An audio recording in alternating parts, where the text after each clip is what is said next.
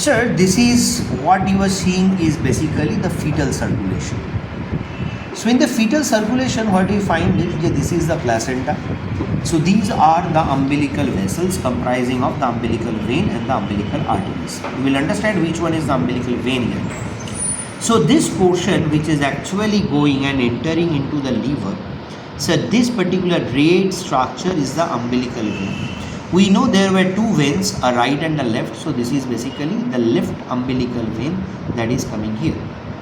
So the left umbilical vein enters into the liver and then it bypasses the entire hepatic circulation by giving off a shunt which is called as the ductus venosus.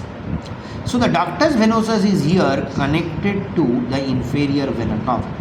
It is connected to the inferior vena cava. So it is taking the blood from the left umbilical vein to the ductus venosus and then it enters into the IVC. From the IVC it enters into the right atrium.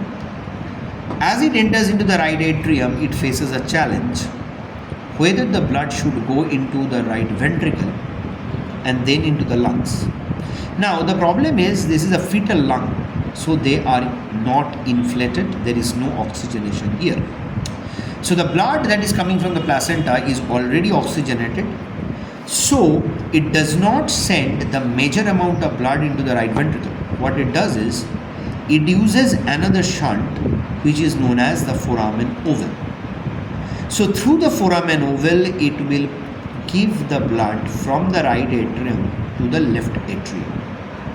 So from the left atrium the blood next goes to the left ventricle, from where via this structure, that is the ascending aorta and the arch of the aorta, it is spreading to the rest of the body. A part of the blood which enters into the right atrium goes into the right ventricle. So from here that blood will actually pass through the pulmonary trunk into the two lungs. But here also the major amount of the blood is bypassed via another shunt that is referred to as the ductus arteriosus.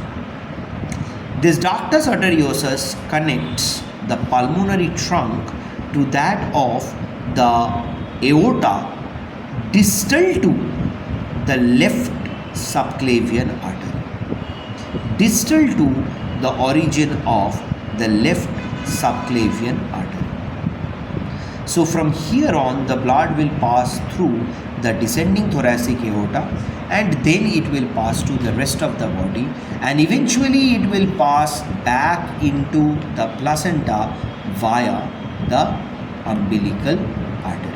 Okay, so the umbilical artery. So this is how the entire fetal circulation goes. Now a few remnants. Here the ductus venosus is present in an adult liver as a ductus venosus. The foramen oval in an adult heart is present as a fossa ovalis, whereas our ductus arteriosus in case of an adult persists as the ligamentum arteriosum. So that's about the entire fetal circulation.